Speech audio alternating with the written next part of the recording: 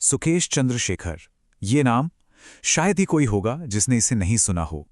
एक ऐसा नाम जिसकी कहानी में धोखा है, हेरफेर है और एक ऐसी कमाल की लग्जरी लाइफ है जिसकी हम सिर्फ कल्पना ही कर सकते हैं।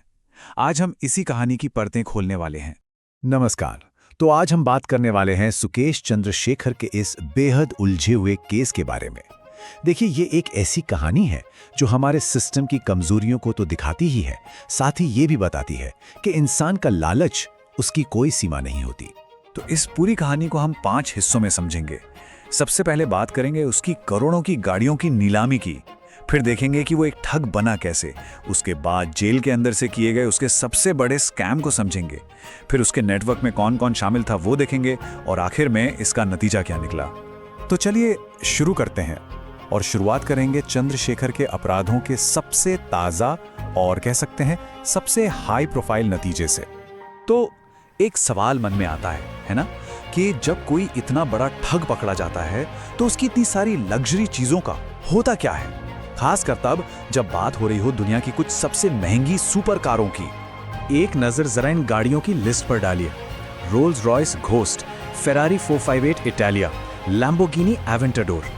अरे ये कोई आम गैराज नहीं है, यहाँ तो कई बेंटली हैं, मैंसरी कस्टमाइज लैम्बोर्गिनी उरुस है और तो और ब्राबस मॉडिफाइड मेबैक भी, जो शायद इंडिया में किसी के पास होगी भी नहीं। ये कलेक्शन खुद बताता है कि धोखे से कमाई गई दुनिया कितनी ज्यादा चकाचौंध वाली।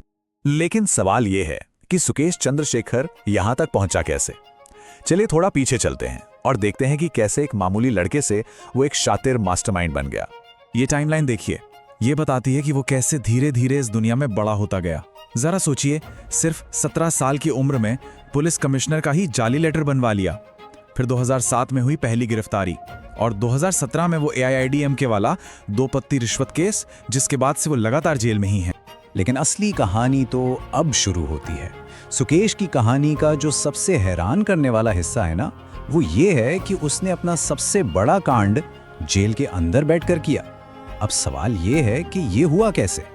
200 करोड़ रुपए, ये अमाउंट इतना बड़ा है कि सोचना भी मुश्किल लगता है ना। और यही वो रकम है जो सुकेश ने जेल में बैठे बैठे रैन बैक्सी के एक पूर्व प्रमोटर की पत्नी से ठग ली। पीड़िता अदिति सिंह ने अपनी FIR में जो बताया वो इस धोखे की पूरी कहानी कहता है। उन्हें यकीन दिलाया गया कि वो पार्टी फंड में पैसा देकर एक तरह से सरकार की मदद कर रही हैं और इसके बदले में उनके पति को जमानत मिल जाएगी। सोचिए, कितने ऊंचे ऊंचे नाम लिए गए, पूर्व कानून मंत्री, गृह मंत्री। भरोसे का एक ऐसा जाल बुना गया था कि शायद कोई भी उसमें फंस जाता। तो तरीका क्या था? तरीका बहुत ही शातिर था। स्टेप 1, खुद को एक बहुत बड़ा सरकारी अफसर बताओ, जैसे लॉ मिनिस्ट्री से। स्टेप 2, टेक्नोलॉजी का इस्तेमाल करो, मतलब स्पूफिंग एप्स, जिससे लगे कि कॉल किसी सरकारी ऑफिस से ही आ रहा है। स्टेप 3, सामने वाले की दुखती रग पर हाथ रखो, मतलब उनके पति को जेल से छुड़ाने का वादा करो। और स्टेप 4, बस इसी भरोसे का फायदा उठाकर करोड़ों रुपए निकलवा। अब जाहिर सी बात है, इतना बड़ा घोटाला, वो भी जेल के अंदर से, कोई अकेला तो कर नहीं सकता।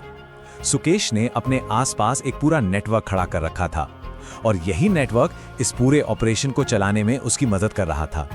और ये नेटवर्क 2 हिस्सों में काम कर रहा था। एक तरफ थी उसकी पत्नी लीना मारिया पॉल, जिसे ईडी ने मास्टर कॉन वुमन तक कहा है। उसका काम था पैसे को लॉन्डर करना, उसे ठिकाने लगाना। और दूसरी तरफ थे तिहाड़ जेल के कुछ भ्रष्ट अधिकारी। कहा जाता है कि ये लोग हर महीने 1.5 करोड़ रुपए से ज्यादा की रिश्वत लेते थे और बदले में सुकेश को एक अलग बैरक, मोबाइल फोन और हर तरह की सहूलियत देते थे। तो इस पैसे का होता क्या था? इससे एक बेहद ग्लैमरस और शानदार जिंदगी जी जा रही थी। और इसका सबसे बड़ा उदाहरण है बॉलीवुड एक्ट्रेस जैकलिन फर्नांडिस को दिए गए तोहफे। जरा लिस्ट देखिए। लिमिटेड एडिशन परफ्यूम, गुची और शनेल के बैग्स, डायमंड ज्वेलरी, यहाँ तक कि एस्पुएला नाम का एक घोड़ा, 4 पर्शियन बिल्लियां और एक मिनी कूपर कार भी। अब इस मामले में ईडी यानी एनफोर्समेंट डायरेक्टोरेट का स्टैंड एकदम क्लियर है। उनका कहना है कि सबूत ये दिखाते हैं कि एक्ट्रेस को सुकेश के बारे में सब कुछ पता था और वो जानबूझकर इस अपराध की कमाई का मजा ले रही थी, उसे इस्तेमाल कर रही थी। तो चलिए अब आते हैं कहानी के आखिरी हिस्से पर। देखते हैं कि इस पूरे मामले का नतीजा क्या हुआ और यह अपने पीछे क्या बड़े सवाल छोड़ गया है। 30 से भी ज्यादा, ये कोई छोटा मोटा नंबर नहीं है। ये सुकेश चंद्रशेखर के खिलाफ दर्ज FIRs की गिनती है। मतलब साफ है, वो कोई एक दो बार का अपराधी नहीं, बल्कि एक सीरियल ऑफेंडर है जिसका फ्रॉड करने का एक बहुत लंबा और गहरा इतिहास रहा है। यहाँ एक बात समझना जरूरी है। हाँ, ये सच है कि उसे 2017 वाले AIAMDK केस में जमानत मिल चुकी है, लेकिन वो आज भी दिल्ली की मंडोली जेल में बंद है। क्यों?